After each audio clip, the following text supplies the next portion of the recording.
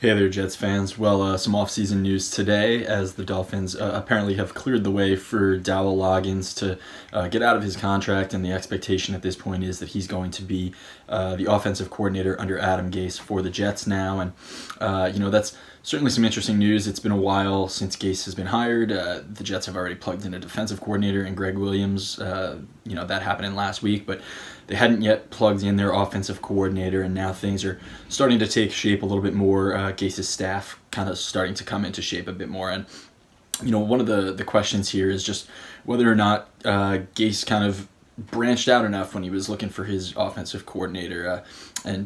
Some Jets fans seem like they might be a bit worried about this hire, bringing over basically the Dolphins' top two guys on offense and just kind of plugging them in over at the Jets, and that's understandable. I mean, the Dolphins' offense last year ranked 26th in the DVOA ratings, and frankly, Loggains' offenses through the years, he's been an offensive coordinator for 5 seasons in the NFL.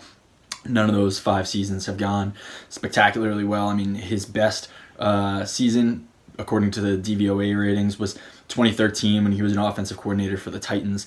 They ranked 16th that year, so right in the middle of the pack. Other than that, I mean, 2017 with the Bears, they ranked 28th.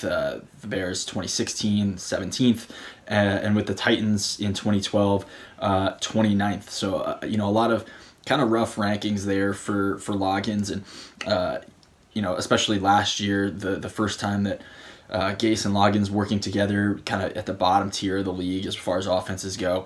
It's an interesting call by Gase at this point to kind of just recreate that same formula with the Jets. I mean, obviously, there will be different personnel, and there's a lot of different things about the Jets than the Dolphins. So, maybe he's betting on the fact that Loggains is a good coach and that they just didn't have the horses last year in Miami.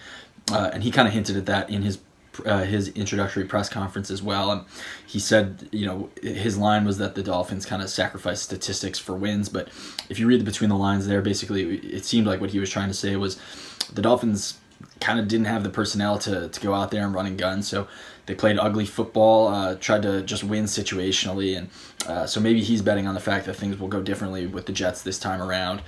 They worked together with the Bears in 15 as well.